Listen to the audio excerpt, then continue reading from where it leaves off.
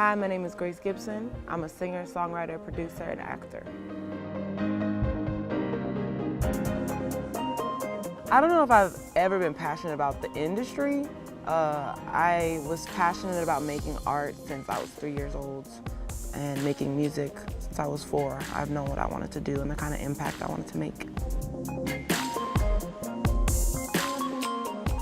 Well, I started from the outside in, so I really wanted to become her physically. I don't think that I looked the most like Faith Evans, in my day-to-day.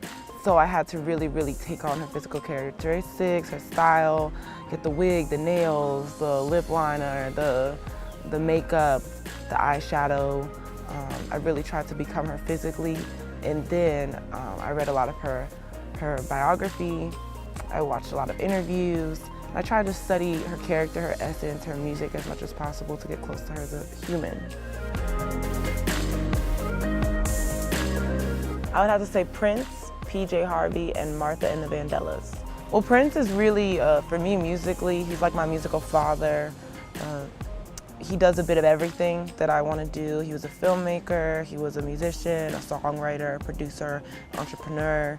He was really in control of his art. So holistically, Prince is like everything to me.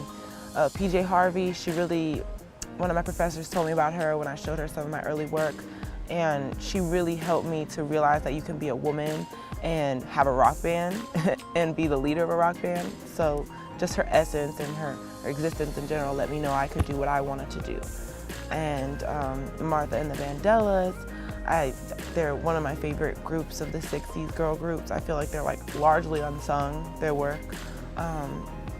But they just shell out a bunch of hits, and her voice, the lead woman, Martha, she's just so versatile. So I think vocally she made a huge impression on me as a vocalist.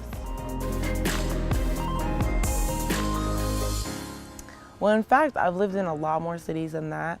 Those are just the last 2 cities I've lived in. So before I was living in New Orleans, I was living in Boston. And before I was living in Boston, I was living in Harlem, New York. And before I was living in New York, I was living in France. So I've had a bit of each place. My father was British and my mother's from Louisiana. So it's really cool to be down specifically in Louisiana and New Orleans. It really helped me become the musician that I am, bring all these things to the surface that I was dabbling in individually. New Orleans is really the glue for my artistry. And Los Angeles is where I was born. I got a lot of love for LA. We've grown to love each other through time. And I think it's a city where you make things happen. So New Orleans is a city where you incubate and you make art, and LA is the city where you can bring it to the world. So that's how they've influenced me. So that's my last one.